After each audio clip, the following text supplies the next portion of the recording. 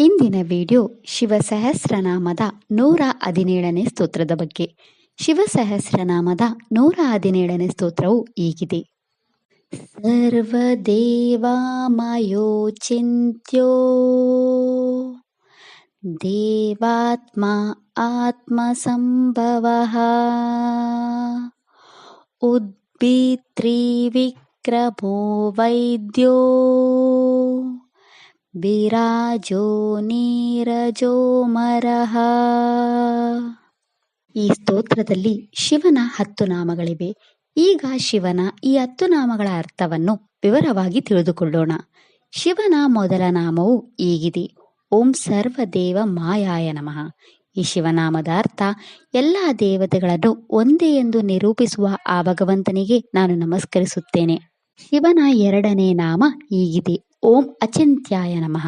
ಈ ಶಿವನಾಮದ ಅರ್ಥ ಚಿಂತನ ಪ್ರಕ್ರಿಯೆಯಿಂದ ತಲುಪಲು ಸಾಧ್ಯವಾಗದ ಆ ಭಗವಂತನಿಗೆ ನಾನು ನಮಸ್ಕರಿಸುತ್ತೇನೆ. ಶಿವನ ಮೂರನೇ ನಾಮ ಹೀಗಿದೆ: ಓಂ ದೇವಾತ್ಮನೇ ನಮಃ. ಈ ಶಿವನಾಮದ ಅರ್ಥ ಎಲ್ಲ ದೇವತೆಗಳ ಆತ್ಮನಾದ ಆ ಭಗವಂತನಿಗೆ ನಾನು ನಮಸ್ಕರಿಸುತ್ತೇನೆ. ಶಿವನ 4ನೇ ನಾಮ ಹೀಗಿದೆ: ಓಂ ಆತ್ಮ ಸಂಭವಾಯ ನಮಃ.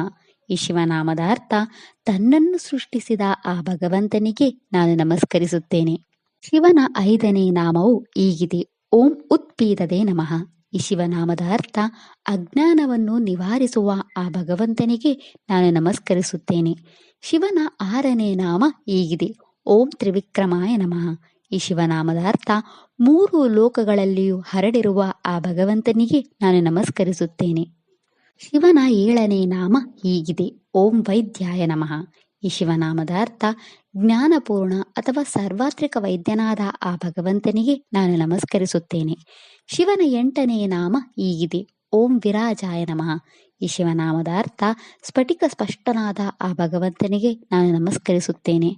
ಶಿವನ 9ನೇ ನಾಮ ಹೀಗಿದೆ: ಓಂ ನಿರಾಜಯಾಯ ನಮಃ. ಈ ಶಿವನಾಮದ ಅರ್ಥ ರಜಗುಣಗಳಿಲ್ಲದ ಅಥವಾ ನೀರಿನಿಂದ ಹುಟ್ಟಿದ ಆ ಭಗವಂತನಿಗೆ ನಾನು ನಮಸ್ಕರಿಸುತ್ತೇನೆ. ಶಿವನ 10ನೇ ನಾಮ ಹೀಗಿದೆ: ಓಂ ಅಮರಾಯ ನಮಃ. ಈ ಶಿವನಾಮದ ಅರ್ಥ ಎಂದಿಗೂ ಸಾಯದ ಆ ಭಗವಂತನಿಗೆ ನಾನು ನಮಸ್ಕರಿಸುತ್ತೇನೆ. ಇದಿಷ್ಟು ಶಿವನ 10 ನಾಮಗಳ ಬಗ್ಗೆ. ನಾಳೆಯ ವಿಡಿಯೋದಲ್ಲಿ ಶಿವ ಸಹಸ್ರನಾಮದ 118ನೇ ಸ್ತೋತ್ರದ ಬಗ್ಗೆ ತಿಳಿಯೋಣ. ಓಂ ನಮಃ ಶಿವಾಯ.